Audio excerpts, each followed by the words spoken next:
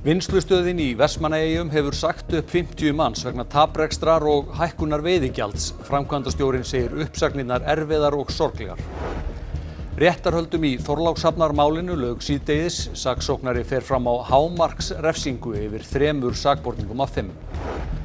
Eigandi Vélfax þvertekur fyrir að hafa keypt fyrirtækið til að losa fyrrverandi eiganda þess undan refsiaðgerðum. 9 starfsmönnum var sagt upp í gær. Loftvarnir Úkraínu verða bættar eftir mannskæðar árásir Rússa á Kív. Hitti Pútín ekki Zelenský hefur Trump látið spila með sig, segir forseti Frakklands. Sýni sem fundust nýlega gætu varpað ljósi á orsök Akureyrarveikinnar sem geisaði fyrir tæpum 80 árum og það gæti gagnast við rannsóknir á eftirköstum COVID.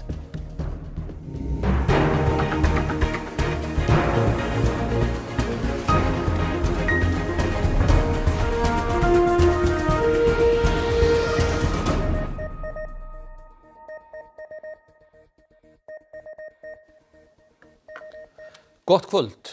50 starfsmönnum vinnslustöðvarinnar í Vestmannaeyjum hefur verið sagt upp. Fyrirtækið ber meðal annars við hækkun veiðigjalds en atvinnuvegaráðherra bendir á að hún taki ekki gildi fyrr en áramót. Vinnslustöðin í Vestmannaeyjum ætlar að loka fiskvinnslunni Líó Seafood í hagræðingarskyni og öllum starfsmönnum var sagt upp.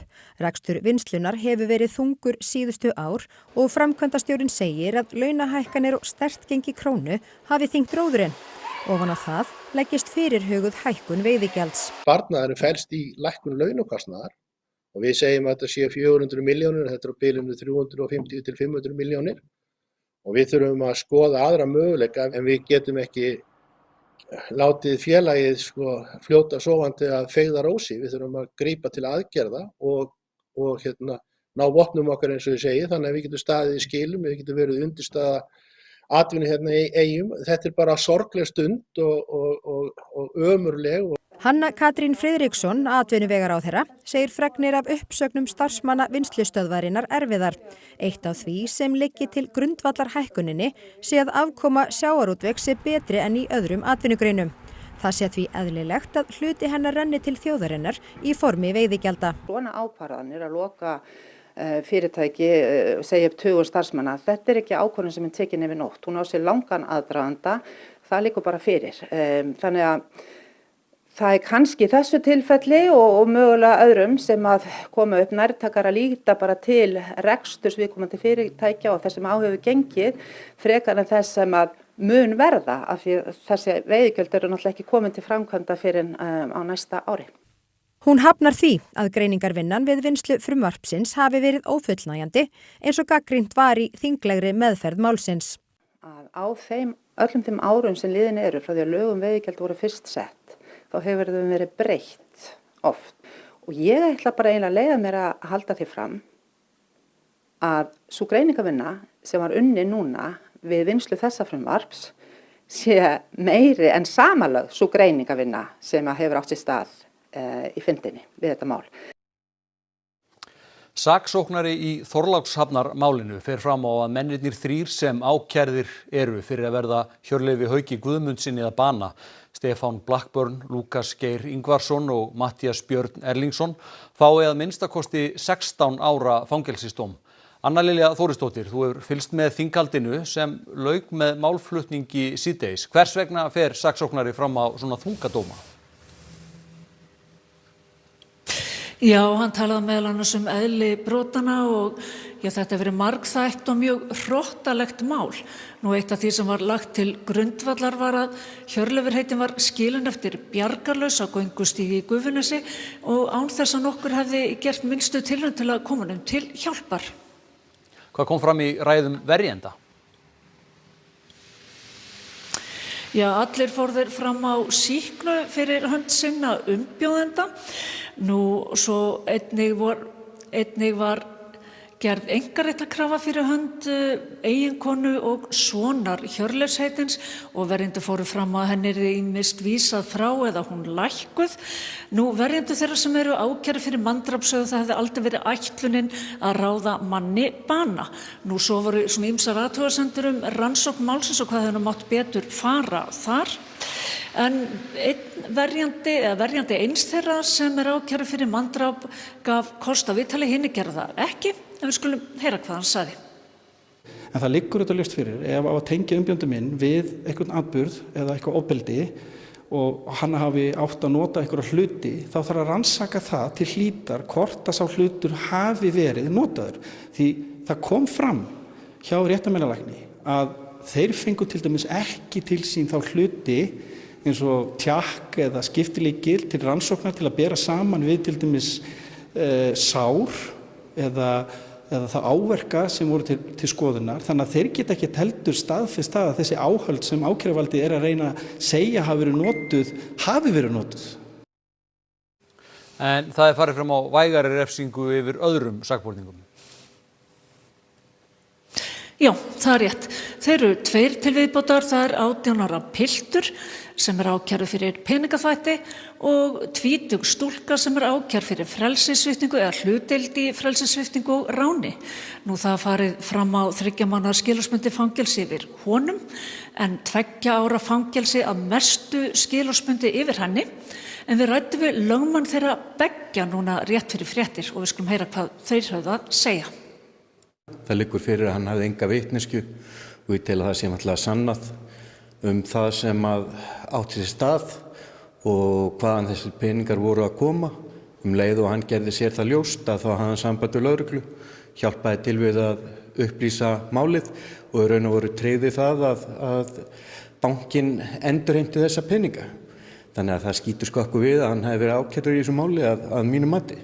Já, hún hefur frá upphafi þessa máls neitað sök varðandi frelsissviptingu og rán. Hún hefur alveg gengist við því að hafa viðhaft þá háttsemi að hafa átt aðkomu að því að kúga fé út úr mönnum sem hún hefði þá talið að væru búin að vera í kynferðislegum samskiptum við börn.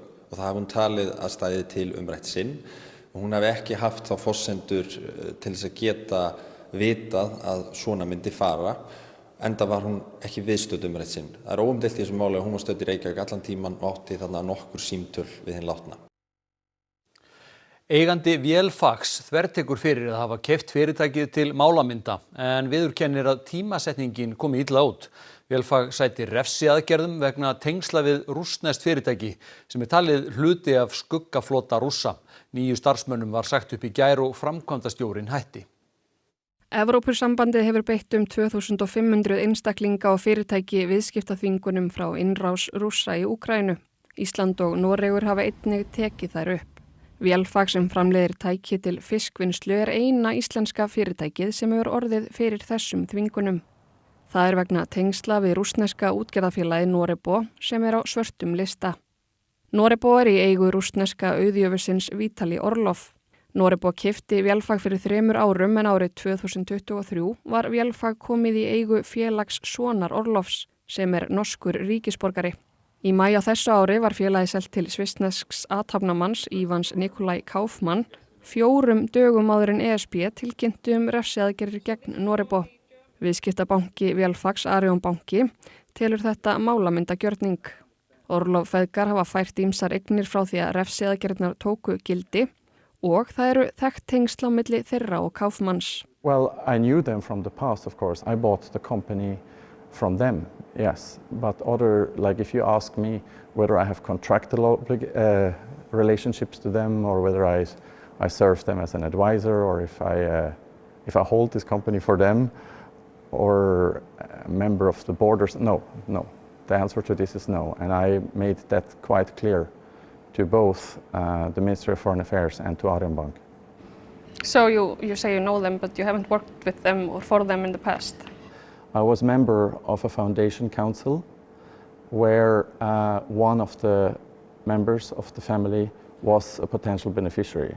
But that was, first of all, he was one of more than 80 potential beneficiaries. Also Icelandic people were on that list. And I left the Foundation Council in 2022 in February. Sjóður sem heitir VAFOS en hét upphaflega Vitali Orlov & Sons og tímasetning kaupanna vekur upp spurningar. It sounds bad, but I would like to stress out I bought this company prior to sanctioning of Norebo or sanctioning of Vitali Orlov. does it matter whether I bought it 3 months before or 3 hours before? I understand, of course, that this looks kind of suspicious, but this is the sanctioning. Neither the Orlovs nor me nor any player had under control. Lögmenn Vélfaks segja ákvörðun Arion banka byggjast á óræðum grun að salan hafi ekki verið raunveruleg og að bankinn hafi ekki sýnt fram á það með óyggjandi hætti.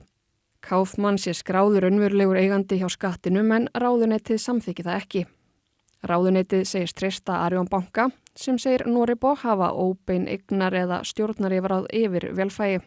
Kaufmann segist hafa veitt þær upplýsingar sem óskað var eftir en segir fá svör að fá frá bankanum og ráðuneytinu og þau berist seint. 9 starfsmönnum var sagt upp í gær og framkvæmdastjórinn sagði stöðu sinni lausri. Utanríkisráðuneytið hefur lagt það til að Vélfag verði selt og andvirði sölunar fryst. I was told many times in the last 3 weeks, sell it to an Icelander and all will be fine. I will not sell this company. I bought this in good faith. I bought this legally. I have no connections to the Russian spy fleet or to any Russian spy company or person whatsoever. I feel very unfair treated here and I will not let this company go down. I see the potential in Vélfag and I would like to follow that up. Frakkar og Þjóðverjar ætla að auka aðstoð við loftvarnir Úkraínu eftir mannskæðar árásir á Kyiv síðustu daga. Forseti Frakkland segir Pútín hafa tekist að spila með Donald Trump ef hann fundar ekki með Zelensky Úkraínuforseta. Minnst 23 voru drepnir í árásinni á Kyiv aðfaranótt fimmtudags, þar af 4 börn. Andrúmsloftið í borginni eftir því. Emmanuel Macron, forseti Frakklands og Friedrich Merz, kanslari Þýskalands, ákváðu á fundi í dag að efla loftvarnir Úkraínu. Ein helsta niðurstaða fundar Bandaríkjaforseta með evrópskum leiðtogum í Hvíta húsinu fyrir fáeinum dögum var mögulegur fundur Pútíns Rússlandsforseta og Zelenskys forseta Úkraínu. Merz og Macron segja báðir að litlar líkur séu á að fundurinn verði haldinn.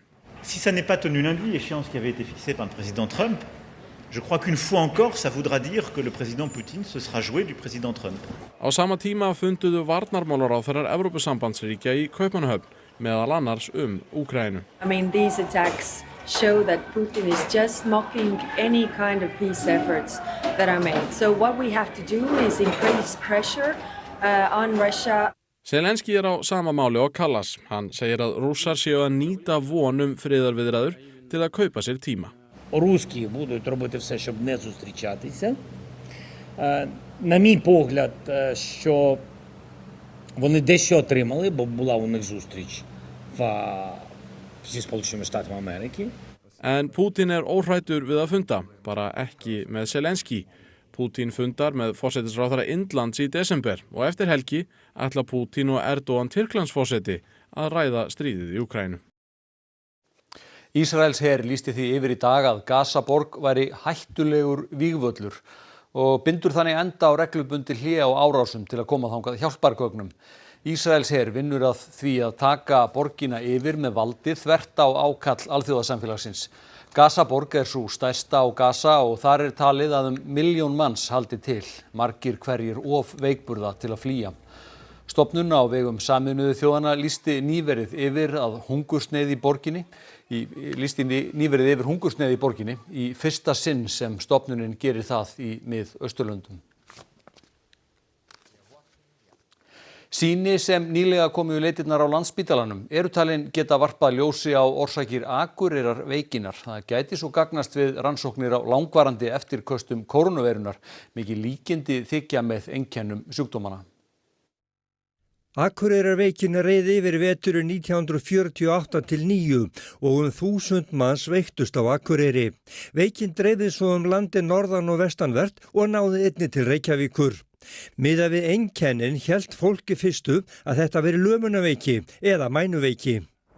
En það fór að renna 2 grímur á lækna og þá tókum við sýni 1949 hér á Akureyri af fólki, sendi hluthaðara til Bandaríkjanna til greiningar. Það leiti ljós, þetta var ekki mænuveiki, þetta var eitthvað allt annað sem ekki hefur enn verið upplýst. Óskar Þór hefur skrifað bók Akureyrarveikina. Við eftirgreiðslan hans kom í ljós að á Landspítalanum hafa varðveist nokkur sýni sem lengi hefur verið leitað að. Og það náttúrulega von okkar allra að með nútíma, tækni og þekkingu og læknisfræði þá getum við komist að því hvað var þarna á seyði. Mikið líkindi þykja með sjúkdómseinkennum Akureyrarveiki og langvarandi eftirkostum COVID. Kristín segir það því mikilvægt fyrir rannsóknar á þeim veikindum ef tekst að upplýsa ástæður Akureyrarveikinnar. Ég held að þetta sé einn liður í því púsli, já. Og Akureyrarveiki sem svolítið frægt í útlöndum, að það var fyrsta lýsing á ME sem í heiminum í ritrýndu tímariti og long COVID virðist falla að því. Og hún væntir þess að vísindamenn víða heim sem lengi hafa sýnt Akureyrarveikinni áhuga komi nú til samstarfs við rannsóknir sem framundan eru á sýnunum. En ég bara fann þau ekki. Leitaði þó nokkur í nokkur ár og þannig að ég alveg ótrúlega glöð að þessu komin í leitirna loksins. Enn heitavatnslaust í Grafarvogi í Reykjavík. Stofnlögn sem sá hverfinu fyrir heitu vatni rofnaði í nótt. Viðgerð hófst á 10. tímanum í morgun eftir að tókst að losa heitt vatn úr göngum undir Vesturlandsvegi þar sem vatnslögnin fór í sundur. Samkvæmt upplýsingum frá Veitum rofnaði hún vegna tæringar.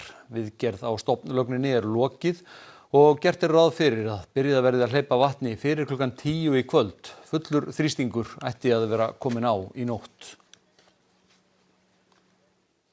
Klassíkin okkar, árlegir samstarfstónleikar Sinfóníuhljómsveitar Íslands og þjóðarinnar eru í kvöld. Guðrún Sóley í Hörpu að færast fjör í leikana.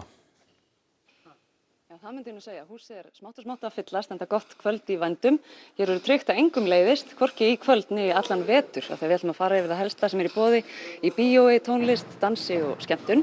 En svo tekur klassíkin okkar við og venju samkvæmt það Guðni Tómasson og Halla Oddný Magnúsdóttir sem að stýra veislunni. Gleðilega hátíð. Gleðilega hátíð sem leiðis. Hvað nú þemað í ár, Halla?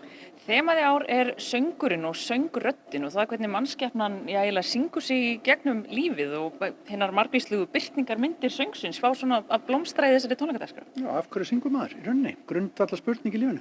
Ertu búin að finna svar við henni? Ég held að þetta nota söngin í allt og hann auðvitað birtir svo yfir manni þegar maður heyrir fallegan söng. Og suma hluti ekki hægt að segja, það bara hægt að syngja það. Og við fáum að heyra það í kvöld. Og hverjir eru það sem munu syngja fyrir okkur í kvöld?